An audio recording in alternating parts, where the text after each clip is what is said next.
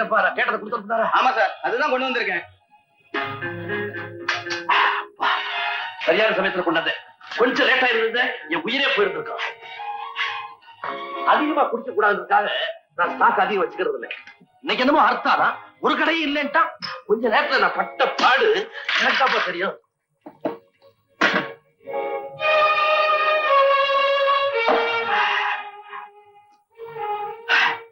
மத்தவங்களுக்கு தெரியக்கூடாதுக்காக இதை மருந்துன்னு சொல்லுவாங்க. ஆனா என்ன பொறுத்த மட்டும் இது மருந்தே தான். ராத்திரி இதை குடிக்காம படுத்து விடியறதுக்குள்ள ஜன்னி கண்டு செத்தே போவேன். மாணிக்கம், சாப்பாடு எடுத்து வை. போதும் போதும். சரியான ராகால நீ. இவ்வளவு தோத்தப்பட்டா எப்படி திங்கிறது? என்னால முடியாது. இவ்வளவு வேஸ்ட்.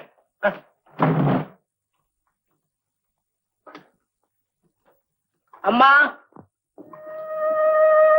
ஐயா வச்ச மிச்ச சோத்தை சாப்பிடணும்னு உங்களுக்கு ஆசை. அதுக்காக கொஞ்சம் அதிகமா போட்டா அவர் என்ன கோவிச்சுக்கிறாருமா. அவர் பொண்டாட்டின்னு சொல்லிக்கிற பாக்கியம் அவரை வச்சுட்டு போற எச்சி சோத்துலதான் இருக்கு. ஓஹோ, நினைச்சு எவ்வளவு நாளா நடக்குது இப்படி?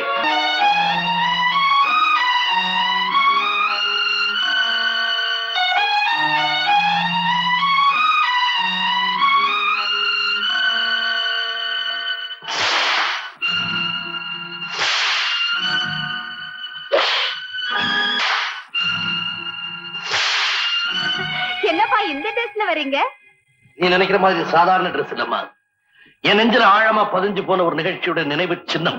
அப்படி என்னப்பா நிகழ்ச்சி? சொல்றேம்மா, சொல்றேன். கேவலம் பொண்ணுக்காக புருஷனையே ஜெயிலுக்கு அனுப்புனா ஒரு பொண்ணு. அந்த புருஷன் தன்னுடைய நண்பன் பட்ட கடனுக்காக ஜாமீன் கையெழுத்து போட்டான்.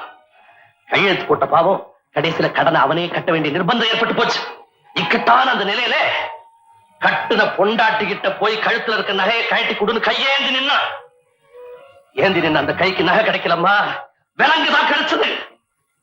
இறக்கமில்லாத அவளை பத்தி நீ என்ன நினைக்கிற? அவ பொண்ணு இல்லப்பா, பேய். தீபா, நீ புரியாம பேசுறேம்மா. அந்த பொறுப்பில்லாத புருஷன் ஊர்ல யாராரோ பட்ட கடனை தான் கட்டணும், இல்லன்னா போலீஸ்காரங்க ஜெயில தள்ளிடுவாங்கன்னு சொல்லி நகையை கேட்டுக்கிட்டே இருப்பாரு. அவளும் கொடுத்துக்கிட்டேதான் இருந்தா. அன்னைக்கு அவளுக்கு கல்யாண நாள். வழக்கம் போல நகையை கேட்டாரு.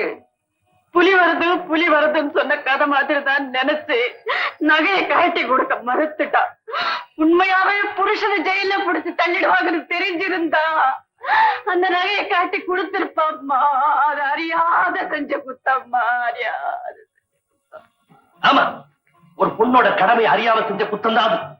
புருஷன் ஊதாரியும் தெரிஞ்சும் கடைசி நகையான சிலம்ப கூட காரணம் கேட்காம கழட்டி கொடுத்தா கண்ணை. அந்த மண்ணில பிறந்த இந்த பொண்ணு ஊருக்கு உபகாரியான புருஷனுக்கு உதவ மறுத்துட்டான். முடிவு பின்னங்கைய துண்டால கட்டி தெருவா இழுத்துட்டு போனாங்க போலீஸ்காரங்க. அப்படிப்பட்ட பெண்ணோட இவனால வாழ முடியுமா? இருந்து வாழறான். ஏன் அந்த புருஷன் யார், அந்த மனைவி யார், அவங்க அப்படி வாழ காரணம் என்ன? என்னப்பா நிறுத்திட்டீங்க? கேள்வி எல்லாம் கேட்டீங்க, பதில் சொல்லுங்க. அதாமா இப்ப நான் நடிச்சிட்டு இருக்கிற நாடகம். நாடகமா? அதுக்கு பேரு அந்தரங்கம். அந்தரங்கம் அத நான் பாக்குறேனே. தீபா, அது பெரியவங்க மத்தியில நடக்கிற நாடகம். நீ பார்க்க வேண்டாம், சின்ன பொண்ணு. ஓ, அடல் சொல்லி நாடகமா? அடுத்த வருஷம் நடக்கும் இல்ல, அப்ப பாத்துக்கிறேன். இப்ப முதல்ல போட்டோ எடுக்கணும். 2 பேரும் சேர்ந்து நில்லுங்க. வா மம்மி, டாடி பக்கத்துல வந்து நில்லு.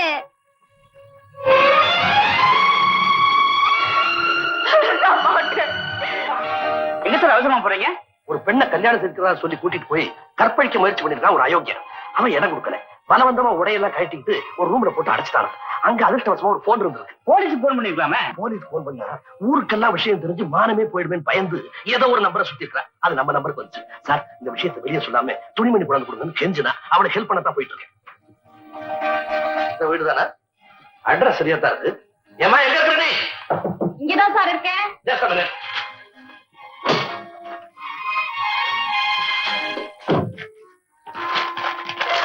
நம்பிட்டாரு, வந்துட்டாரு. உன் வீட்டை உபயோகப்படுத்தினதுக்கு இந்த வாடகை.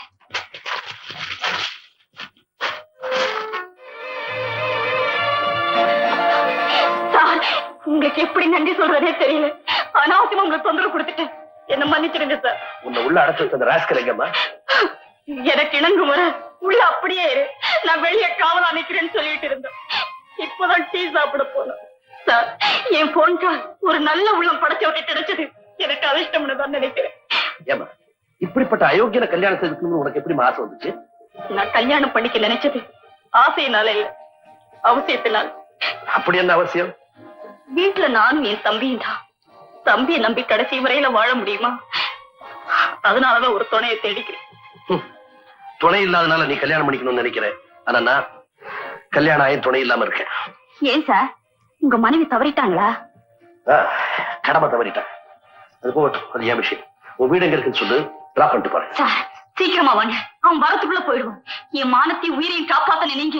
ஒரு 5 நிமிஷமாவது என் வீட்டுல தங்கி என் கதையை கேட்டுட்டு தான் போகணும். எப்பவும் வர கிராக்கியா இருந்தா ஈஸியா பிடிச்சிடுவேன். இது புதுசு, எப்படி பிடிக்க போற? இது கொஞ்சம் ஹை கிளாஸ் தான். சபலமும் இருக்கு, தயக்கமும் இருக்கு. பிடிச்சா புளியம் கொம்பா பிடிக்கணுங்கிறதுக்காக தான் இந்த இடத்த பிடிச்சிருக்கு. நிச்சயமா மிஸ் பண்ண மாட்டேன். ஹை கிளாஸ் சொல்றியே, இது நமக்கு படியுமா? இது எங்க குலத்தொழில். வளையாதத வளைக்கிறதும் படியாதத படிய வைக்கிறதும் எங்களுக்கு கைவந்த கலை. நான் இப்ப அங்க போறேன், நெஞ்சே.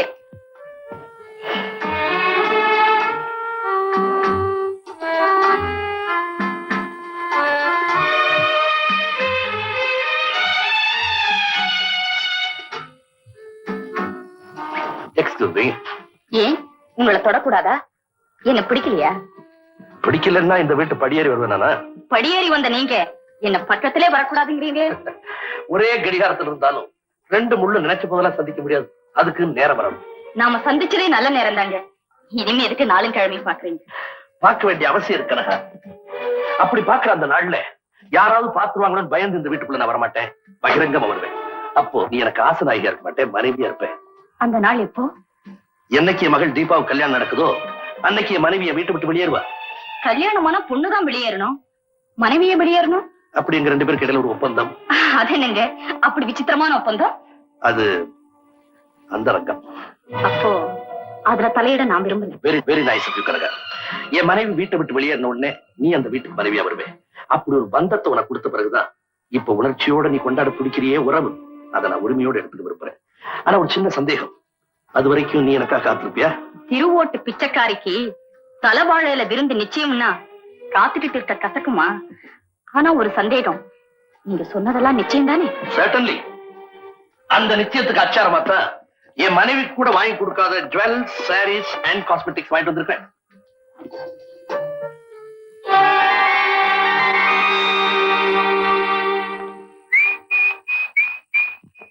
எப்படி எப்படி எப்படி பண்ண? எனக்கு எல்லாம் தெரிஞ்சு போச்சு. அப்பாவும் நீயும் ஒப்புக்கு தான் சண்டை போட்டுட்டு இருக்கீங்க. உள்ளூர அன்பா தான் இருக்கீங்க. என்னம்மா வளரல? ப்ரூஃபோட படிச்சதான் சொல்றேன். என்னடி அது ப்ரூஃப்? இதோ jewellery mark bill, diamond necklace 15,000, sorry centre bill 2,500, cosmetics 1,750. இதெல்லாம் டாடி உனக்கு வாங்கி கொடுத்திருக்காரு. உனக்கு இல்லையா? யாருக்கு வாங்கினாருன்னு நான் டாடியே கேட்டுட்டு வரேன். நில்லுமா, உங்கப்பா அதெல்லாம் எனக்கு தான் வாங்கி கொடுத்தாரு. அப்படி சொல்லு, என்ன ஏமாத்த முடியாது. நான் ஒன்னும் சின்ன பொண்ணு.